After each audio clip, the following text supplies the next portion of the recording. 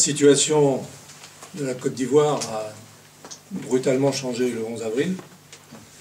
Et aujourd'hui, nous sommes engagés dans une nouvelle bataille qui est beaucoup plus difficile et qui nécessite un engagement de tous les instants et qui va nous imposer aussi de sortir de l'émotionnel.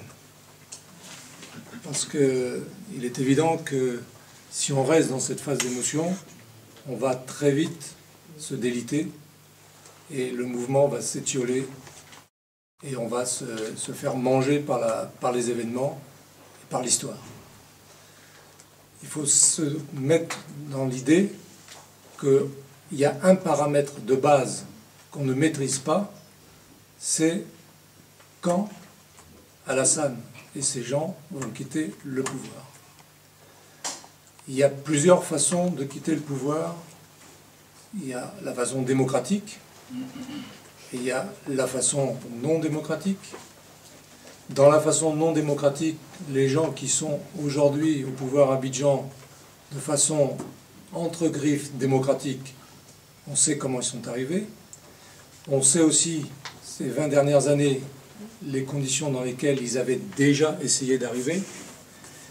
Et on sait aussi que le président Gbagbo, de l'origine de son combat politique, n'a jamais eu d'autre volonté que d'arriver démocratiquement au pouvoir. Cela veut dire que, à partir de maintenant, il faut penser que le combat est politique. Ce n'est pas moi qui le dis, c'est le président de la République lui-même, et la terre entière a pu l'entendre le 11 avril dans cette chambre d'hôtel au Golfe. Il a dit « L'aspect militaire de la crise est terminé, il faut régler la partie civile pour que le pays reprenne ». Il a répété strictement la même chose devant Desmond Tutu et les deux autres personnes qui l'avaient accompagné à Korogo, en disant que c'était une affaire politique.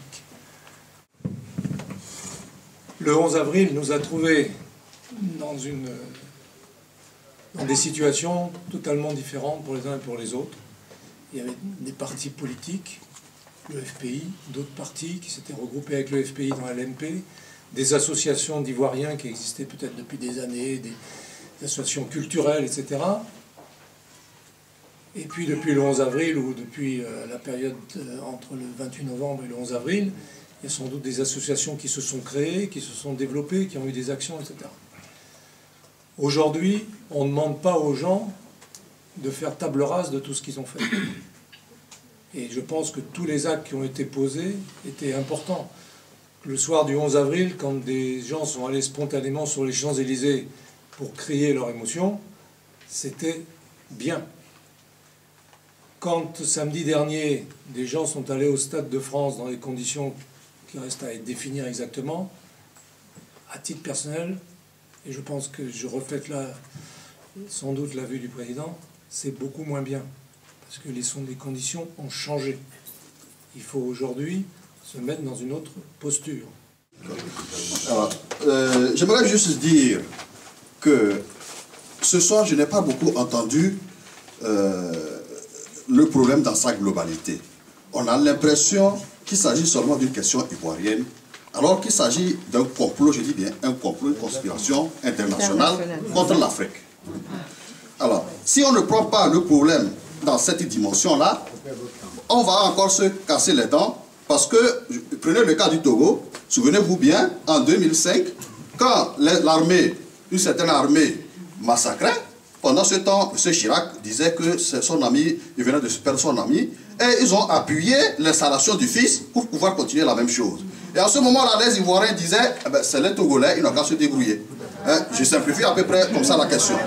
Les Gabonais disaient pareil. Les Gabonais disaient pareil. Et voilà, en 2009, s'il vous plaît, et en 2009, le même scénario, et c'est toujours le même système qui a installé le fils Bongo alors qu'il n'avait pas gagné les élections.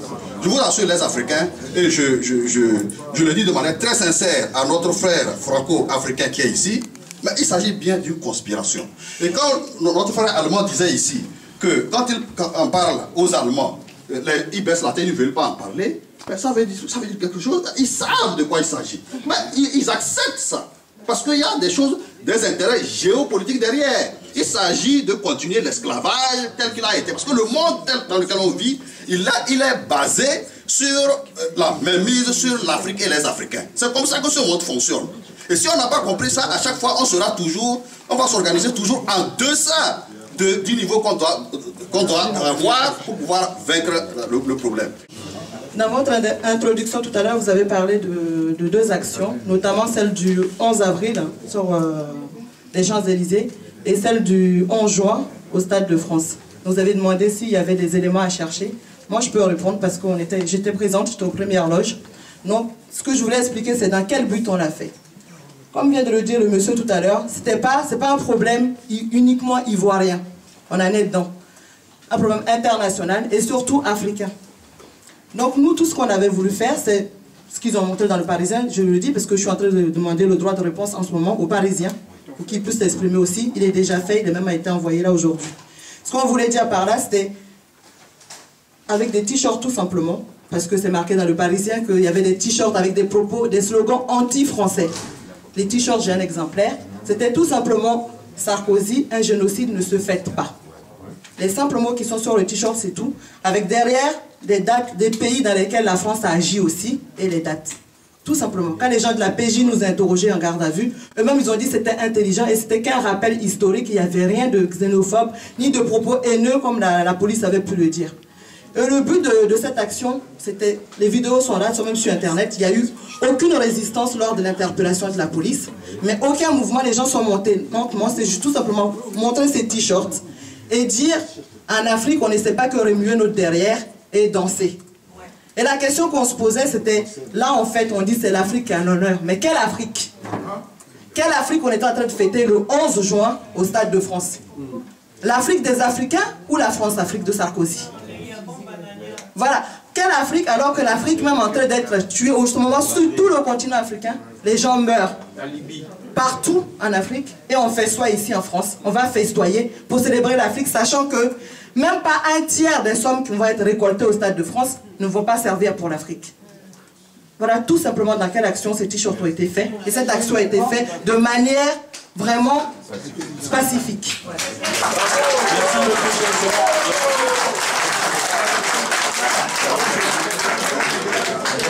Bien comprendre ce que j'ai dit par rapport au Stade de France. Le 11 avril, il y a eu une émotion spectaculaire qui s'est exprimée d'un seul coup. Le 11 juin, il y a eu cette action, là, ce qu'a dit la dame tout à l'heure, c'est une action qui n'est pas mauvaise en soi, mais on n'est plus dans la phase des manifestations de rue, etc. Aujourd'hui, il faut qu'on se remette un peu au travail, parce qu'on peut rester dans l'émotionnel longtemps. C'est pas...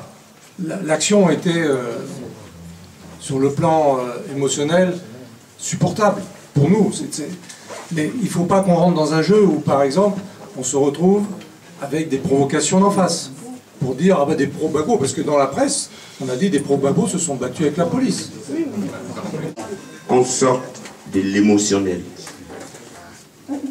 Mais moi, ce qui m'intéresse, c'est de faire brièvement l'état des lieux au niveau associatif, ici à Paris et en France. Effectivement, il y a beaucoup d'associations ivoiriennes. Mais les choses se préparent en amont. C'est ça que je sais, c'est là ma question principale. Qu'est-ce qu'il faut faire pour que chacun, dans son domaine, donne le maximum pour sortir la Côte d'Ivoire de là? Mes rencontres que j'ai effectuées m'obligent à vous dire, conseiller du président, allez plus loin. Allez plus loin. La discussion aujourd'hui, la crise en Côte d'Ivoire n'est pas une crise électorale. Donc, vouloir demander aux militants ou aux camarades de connaître le programme des Gbagbo, on s'en fout du programme des Gbagbo. La réalité aujourd'hui, c'est qui peut être en Côte d'Ivoire, qui peut arranger les intérêts de la France. Voilà. Et puis, les multinationales. Qu'on aille aux élections ou qu'on n'aille pas aux élections, Gbagbo serait parti.